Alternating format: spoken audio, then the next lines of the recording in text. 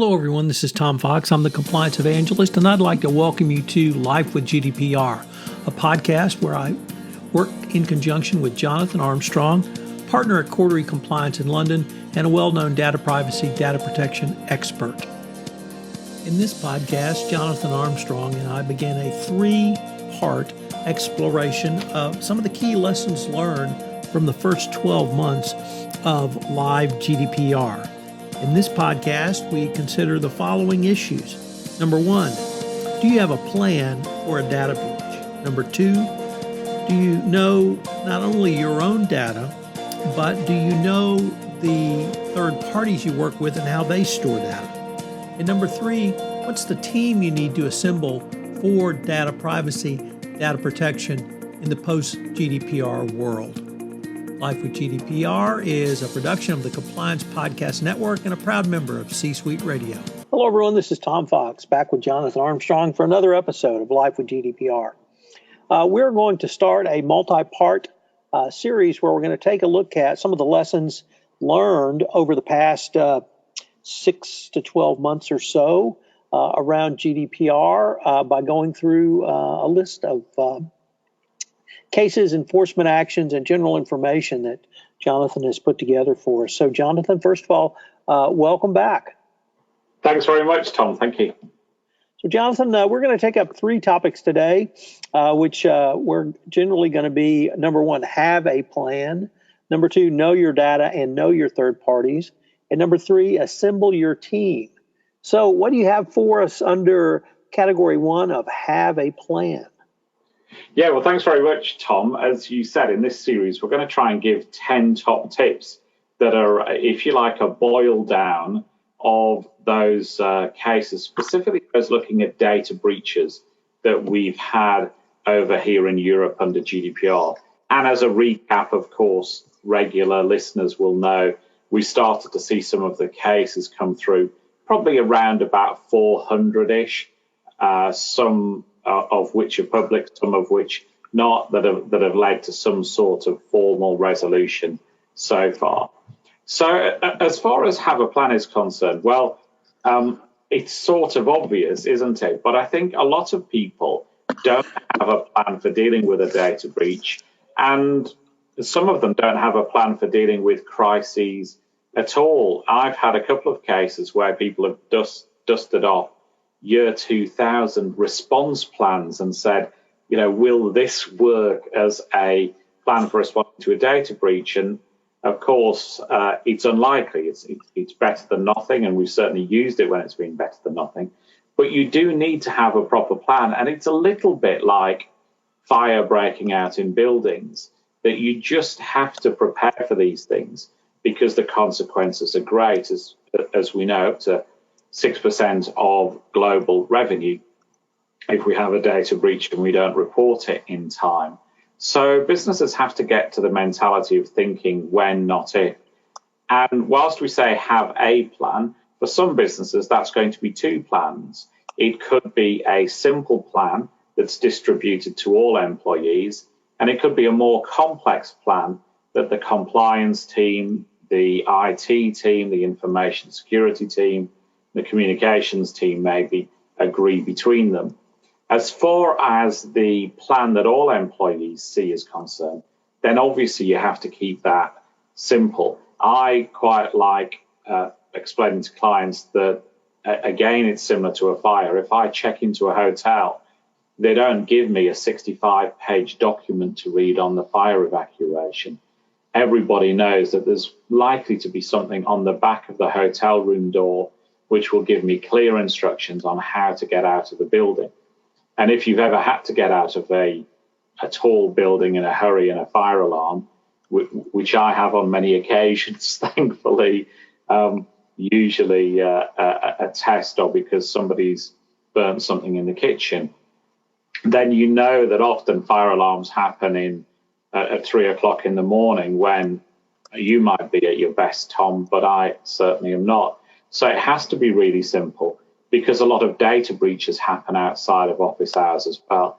You have to understand human dynamics. Often, if it's complex and people are in a stress situation, then they will their brains won't function properly if you give them a lot of data or tell them that they have to download it from the intranet or whatever.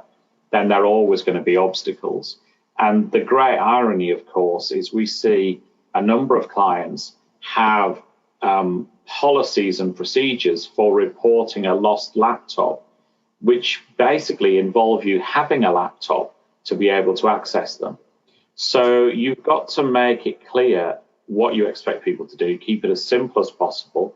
Things like wallet cards, paper-based cards, the size of a business card to go in people's wallets might be a good idea, particularly if you expect them to report lost equipment under that process. So the important thing, I think, is to have a plan and also rehearse it as well, Tom. Just as hotels rehearse fire drills from time to time, then you have to rehearse your data breach plan as well. Jonathan, I was taken by your remarks around the having not only two plans, but the first plan to actually be as simple as possible, yet broad enough to cover literally thousands of different employees who could be situated literally across the globe. How would you suggest that be communicated? I think, again, it's got to be communicated as clearly as possible. I wouldn't, ideally, you wouldn't refer to a data breach, because that almost, we know that gives people strain in that they're working out whether it's a breach or not. I think you want to make it as neutral as you can, call it an incident or a data incident. Obviously, it needs to be in simple language that everybody can understand. It isn't a document that's written by lawyers for lawyers. It isn't a document that's written for academic excellence. It's a document that's written in simple terms so that people whose first language isn't English can understand it easily. And if you have a workforce where their English isn't great, then obviously you're likely to translate it as well. Also think how you're communicating to people from different demographics. If you've got a predominantly millennial workforce, then you might want to support it with a short film, for example, rather than just have a written document. And as I said, think about when people are going to access this plan. Most of the data breaches we see involve an incident outside of office hours. So think how people are going to access this, when they're at home. I mean, for example, we have a tool that clients of ours will use to report breaches, and that will work across all sorts of different medium, depending on who the organization is. So if it's a retail environment, you'll be able to report a breach through an EPOS system. People can phone a help desk. They can use SMS or whatever that might be, but make it easy for people to report incidents. And Jonathan, on your second plan, which is perhaps a little bit more detailed and for a higher level of employee or the response team, would you suggest a very detailed plan or some general guidelines so that there's maximum flexibility? Yes, I think the latter, and I think it's a plan that will likely evolve. So when we get to step 10, spoiler alert, we're going to suggest that people review incidents and see the lessons they can learn. And from our experience, that's often a good time to revisit the plan. So I think make it process-driven, don't make it technology-driven. I've seen people with some sort of detailed, almost like standard operating procedure type documents, which are quite hard to read. And of course, you don't want to set an unrealistic bar.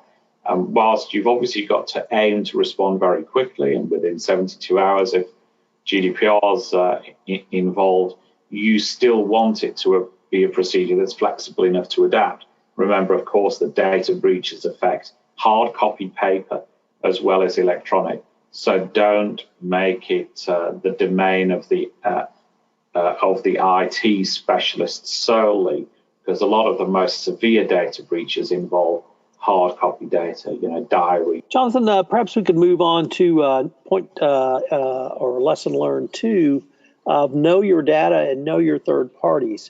Certainly, know your third parties, I think, is going to be something all compliance officers, whether they're anti-corruption compliance officers, export control compliance officers, or any money laundering compliance officers are going to be aware of this.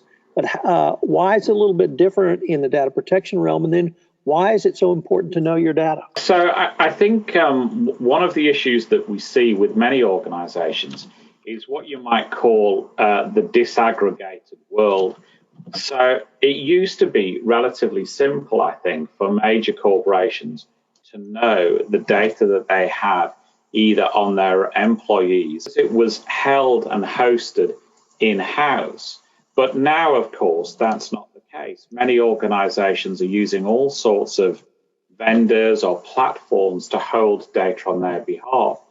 So if I look at HR data, that might be on a system of data, that might be on Salesforce, etc. So we depend on so many more other businesses, and that will often cause an issue when their security falls down. So, for example, I'm involved in a case at the moment with a vendor who has a lot of data on my client's employees, and it's clear that they're not taking GDPR and data privacy and data security as seriously as my client is. So how do you find out where the data is, where it is on their systems? How do you make them responsive? Oftentimes, I think you're going to have to include them in your plans as well. And that might not just be saying, who is our day-to-day contact that we can contact if we've got an issue, but looking at things like escalation. Can we escalate to their senior management to get them to put more resource behind an investigation, et cetera, et cetera. And this is important even when the third party is a member of our group. So we've seen this in Equifax, for example, where there has been an investigation just pre-GDPR into Equifax's UK subsidiary. And obviously, we all know about the Equifax breach in the US, but the UK regulator said to Equifax UK, you should have known that there were problems at your parent company. And even if it's your parent company, you have to have a proper contract with them. You have to have proper processes and procedures in place to make sure that they do what you ask them to as far as data security and privacy is concerned. So we're going to have to look at where data is. We're going to have to look at things like data transfer. And then I think maybe my last point on this, Tom, is we also have to look at the businesses that we're acquiring. Obviously, in the UK, one of the biggest cases is the UK data regulator's notice of intention to fine Marriott because of issues that they inherited when they acquired Starwood, their rival.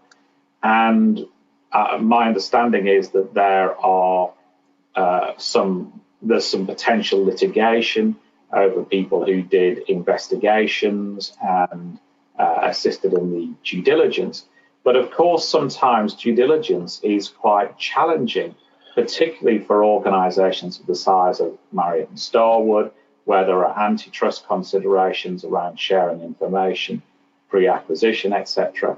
So nobody's saying this is easy, but it isn't something that you can ignore. So you've got to know where your data is, who's hosting it for you, and you've got to know who those third parties are and understand a bit about their processes. You really put a lot in there, Jonathan. Let me see if I can unpack just a few of your thought. I think we have to start with the basic proposition that you are only as strong as your weakest link. In terms of your data link in the anti-corruption and a money laundering and export control world, you might talk about third parties, fourth parties, fifth parties, and down the line, agents, sub-agents, and sub-agents.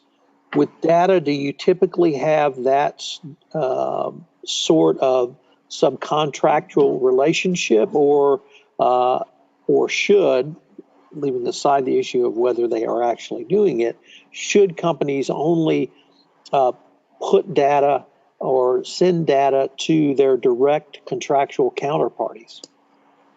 Well, yeah, I mean, that's a great point, Tom. I mean, what should happen is if you're sending data to your direct contractual counterparty, then you should have a prohibition on them sending data elsewhere unless they've got your consent. But what you will find is that many of the larger providers have quite a complex structure. So you might be contracting with the US entity, but they're then having the service delivered by an associated entity in the Netherlands or Luxembourg or Ireland. And then in turn, the data is going out to some low-cost destination like the Philippines or India or Romania. And oftentimes, you don't have that visibility that you should have below the entity that you contracted with. So even if you're contracting with a large group, you need to say to them, the data is going to be in X location, handled by Y corporation in your group, unless you tell us otherwise. And then the other complexity, of course, is, as you alluded to, sometimes the entity we have contracted with is contracting other entities that are not part of their group. So if we look at helplines as an example, we've looked at the data flows with a well-known helpline provider. And you might contract with a US entity to deliver the helpline. But if the person who calls in asks for translation services, then in this case, the translation was subcontracted to a UK-based entity. They then had a subcontractor based in Spain. But from then on, the Spanish entity, who my client didn't know the entity of until we started digging, was contracting with home workers all around the globe based on their availability, almost like a little auction system. So there was no way of knowing where data could end up. And obviously that's likely to be sensitive personal data or special category data if ever a helpline's involved. But it also poses other risks to the corporation as well. What's the value of that data if it got into the hands of people who were going to game the corporation's stock? So all of these things are important. The UK regulator, for example, has said in the Equifax case, maybe it's helpful to quote her, multinational data companies like Equifax must understand what personal data they hold and take robust steps to protect it. Their boards need to ensure that internal controls and systems work effectively to meet legal requirements and customers' expectations. So she's as clear as she can be, really, I think, to say this is a board level responsibility. And it really is that serious. So let me go to sort of part one of this two-part topic here for our second discussion point, which is know your data. Is that, have you or has Cordery assisted companies in actually understanding what their own data is? And I say that because certainly in the anti-corruption, export control, and even anti-money laundering world, many compliance officers actually may not know what data their company has. And it could be because the data siloed. It could be because they're not in a corporate data lake. They're in various ponds, literally across the globe. But how do you suggest someone think through the basic point of how do you know your own data? The GDPR way of doing it is to compile what's called an Article 30 log. So compile the types of data processing that's going on, where the data lives, etc. That's somewhat of a Herculean task. And I know a number of organizations where they've paid an outside consultancy to do that task, sometimes using technology, sometimes using questionnaires to different bits of the business. And it's easy to spend $1 million on that before you know what you've done. And the difficulty with that as well is it's a snapshot moment in time. We have something in the UK called the Doomsday Book, which in the 11th century records who owned land on a particular day in time. It's a fascinating historical record. But of course, it was a historical record the day after it was created. It's not been accurate now for 900 years. And it's similar in the online environment with Article 30 records. there's a huge task to keep them up to date, because just as you found out where your data is, it's moved because a vendor has put it somewhere different, or you've contracted with a different vendor or whatever. So to do this perfectly is probably impossible. But that doesn't mean to say that you ought not to try.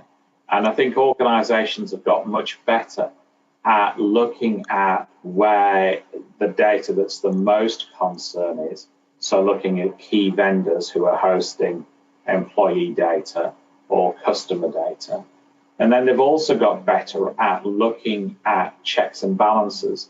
So they might say to the IT guys, if you're punching a hole in our firewall for a vendor to get access to corporate data, then make sure it's on this list of critical suppliers if they're getting a lot of data. And it might be saying to the finance people, if we're creating a new vendor in the SAP system or our account system or whatever, and they look to be handling a lot of data, then let's make sure that they've gone through the proper processes.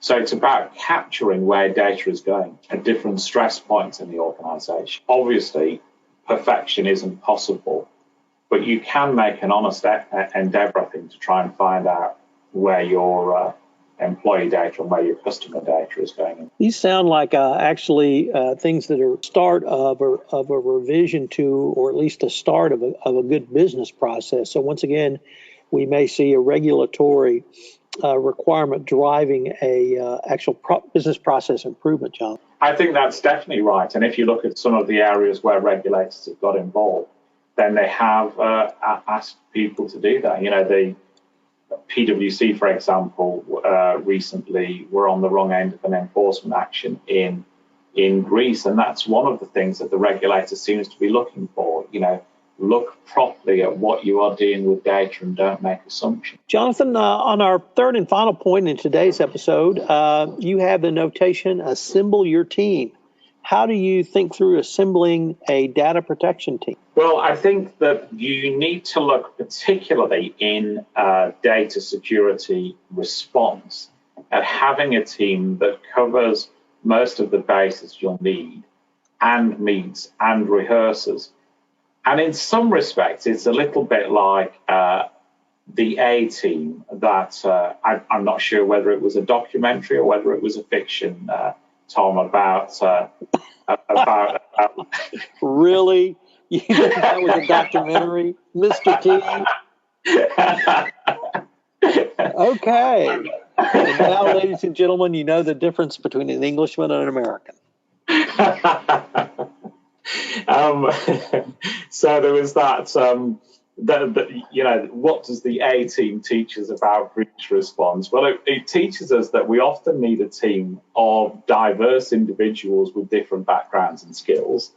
And it teaches us, I think, that we often need to rehearse and know each other's strengths and weaknesses. And we do see that in data breaches as well. Often the data breach response team we've seen tends to be comprised of like-minded individuals. You know, we've seen one where they had a global data breach response team of 9 individuals. 8 of them were from the information security community, and they'd invited one lawyer who they knew. Now, that's unlikely to have the skill set that's needed when responding to a data breach. So for most organizations, it might involve somebody in HR, it might involve somebody in PR, a sort of public-facing role. It might involve somebody who deals with customer relationships. It will include people from IT and from corporate security. It will include people from legal as well. It's important that compliance has a seat at that table as well. So you need to look not only at the technical skills you'll need from an IT context, but things like PR rapid response. We know that the regulators particularly are looking at share price drop or stock price drop after data breaches. You know, in BA, for example, the stock price drop, I think, was about 2% when the regulator announced that she was intending probably to fine BA. So we know that you have to get out of the blocks quickly and respond quickly. And again, from our experience, you're going to have to rehearse the team so that they know each other's skills and weaknesses so that they can fit in. And to give you one ridiculous example, we did a data breach simulation for a large US corporation, and they were working in different teams. And we went and said to one of the teams, what progress have you made? And there were two guys on the team who said, we were waiting to be introduced. And we said, well, hang on, you both work in the same country for the same US multinational, and you want us as external counsel to introduce the two of you before you'll work together. And they said, yes, in our country, that's the proper thing to do. So we've not spoken to each other yet because we're not introduced. Now, it's a great thing that that was a rehearsal rather than a real breach, but you need to pick up these elements of dysfunctionality within the business and make sure that people work together properly as a team. They don't need a big black van, Tom, but that might help. Point really here, Jonathan, is, and perhaps this is outside this discussion point, some of the larger data breaches we have seen in the United States, the company has not been aware they were breached until weeks, perhaps months after the initial breach occurred. Does that really relate to the team, or is that another point that you feel merits its own discussion? Yeah, most times I think it goes back to point one, not having a plan that people understand. So oftentimes the issue with delay is people know there's some sort of an incident, but don't work out that it's a breach. You know, we've got a pre-GDPR case, for example, against TalkTalk, where the regulator got involved. It involved a website compromise. An individual had rung their help desk and said, this looks to be a data breach. She'd got no satisfaction from that. She'd rung the regulator rang up and said, this looks to be a data breach. The company effectively said, well, we'll work out whether it's a data breach or not. And they eventually responded to the regulator and said, yep, that is a data breach. We get that. The regulator says, you're out of time now. You've got time to determine whether it's a data breach or not. We've already decided it is. And whatever the consequences of the data breach, you're going to get a fine for the fact that you didn't make your mind up quickly enough. It was obvious to us it was a data breach. You know, if it's got a trunk, ears, and is grey, it's likely to be an elephant. Deal with it as an elephant. So that wasn't the regulator's exact words, obviously, Tom. So often the failure to report in time is connected either to the lack of initial report or a delay with the assessment. If it's a delay with the assessment, again, that's something that the right team can sort out. So yeah, in part, assembling the right team can deal with some of those difficulties. Jonathan, unfortunately, we are near the end of our time today, but I am greatly looking forward to continuing the conversation. Me too. Thanks, Tom. This is Tom Fox again. I hope you enjoyed this episode of Life with GDPR, where we take up part one of a three-part exploration of some of the top lessons learned in the first year of GDPR. If you have any questions, you can email Jonathan at jonathan.armstrong@cordery.com. I hope you'll join us again in our next episode, where we take up part two in our three-part exploration of the top 10 lessons learned from GDPR in the first year of GDPR. Life with GDPR is a production of the Compliance Podcast Network and a proud member of C-Suite Radio.